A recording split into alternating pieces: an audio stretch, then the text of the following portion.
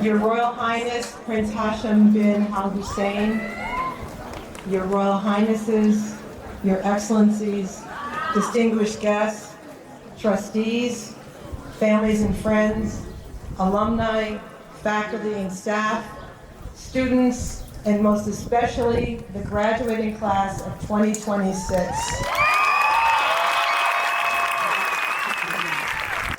Mahaba bikum jamian, hasayu jamil. I did it.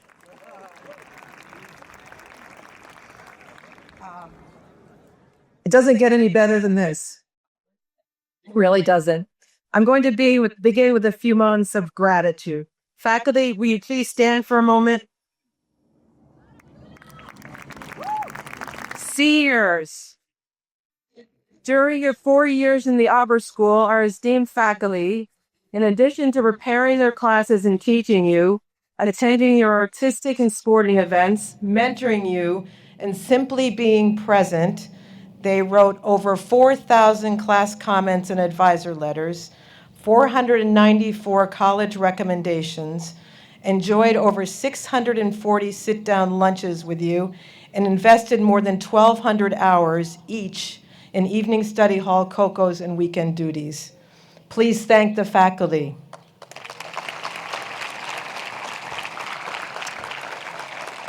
Thank you. You can sit back down. Thank you.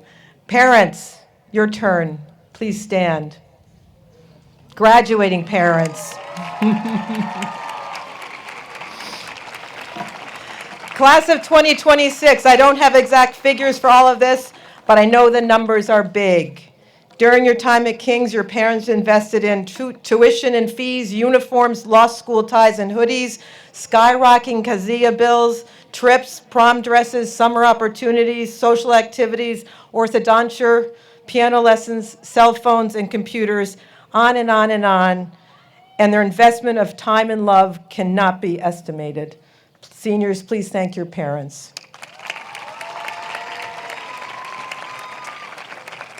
Parents, you may sit back down. Thank you. I struggled to find the proper words for these remarks to a very special class. I began my tenure at King's in March of your 9th grade year, and you were the first graduating class I've been with almost from the start, except for the lifers who entered in middle school, and it has been a privilege.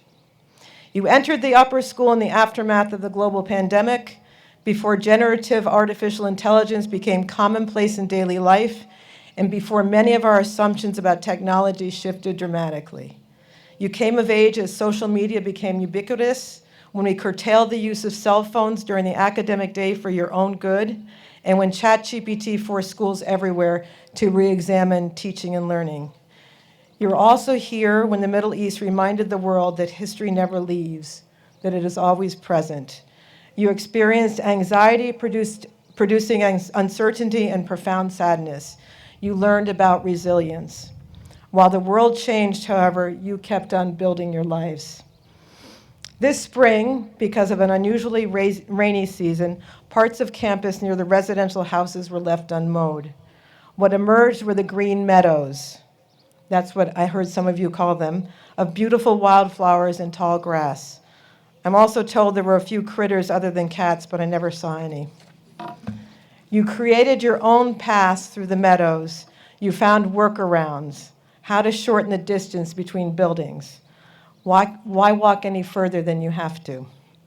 You're very creative kids in so many ways. I still laugh about your early morning prank at the Beit al-Mudira. Thank you for that.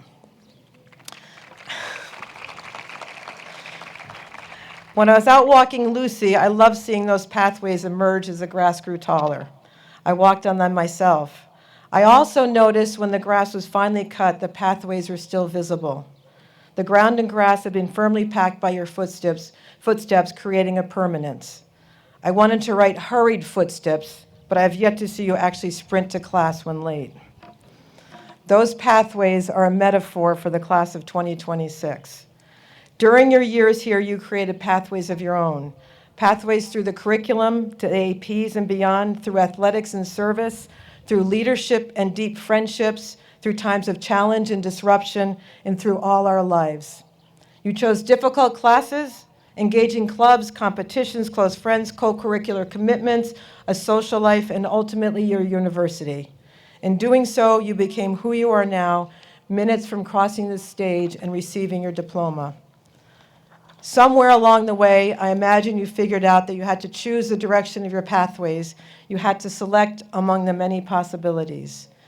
Meaningful pathways are not formed without disciplined effort in making choices. Future students will walk pathways you helped create, often without realizing who first cleared the way. Clean Joe, Tawfiq Fahori entrepreneurism, a golf team, competitive paddle, hands and paws, the pre-med club, engineering, multivariable calculus, TEDx, the International Science Olympiad in Malaysia, and on and on and on. I hope, too, that you will remember the pathways that lead back here, that you will return to King's Academy often and throughout your lives. King's will always be a part of your life story. 24 of you submitted brilliant orations in English for today's ceremony.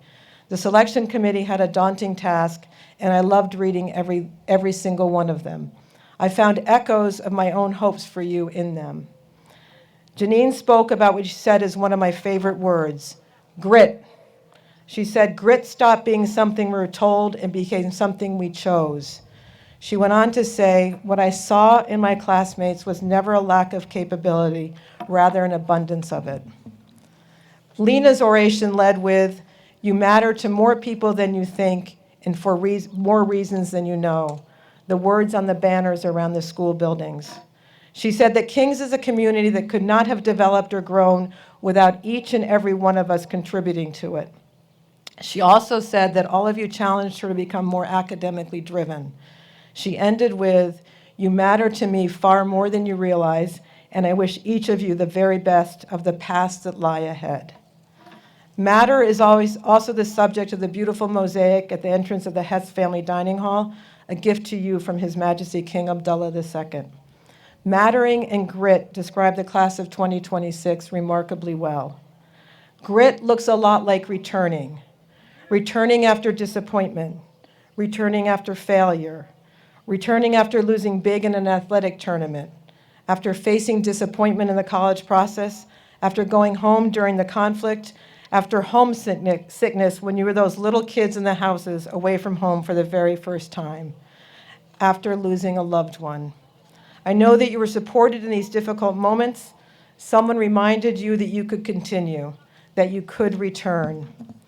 Nuruddin said in his oration, time will keep moving. The question is whether we will move with purpose. You did just that here, and we're all encouraged. So very often you showed grit and resilience, and you also had people reminding you that you mattered. King's, at its best, insists that you matter. To matter is not the same as being famous. It's not about making 1 million JDs before age 30. To matter is to affect the lives of others for the better. You are graduating today into a world increasingly shaped by artificial intelligence. I will not elaborate on the ways AI is changing us in the world, partly because we are still at some level blissfully ignorant, but its impact is undeniable. The defining question of your generation may not be what AI and machines can do for us. It may be what human beings should value. This is when goodness becomes so important. The future is not for those who are simply intelligent. It is for those who can be trusted with their intelligence. And so, as you leave King's Academy, I hope you remember 3 things. I'm always told that remembering 3 main points is the most you can expect from a talk. Grit. Life will test you. Return anyway. You matter. Your presence changes the lives of other people more than you know. And goodness. Never underestimate the power of kindness and humanity. The world has changed during your 4 years here, and it needs people who are resilient and who understand that others matter. It needs goodness. Our world needs you, the proud graduates of King's Academy. Go out into the world and be a force for good. Now 3 words we all remember. Intibah, intibah, intibah.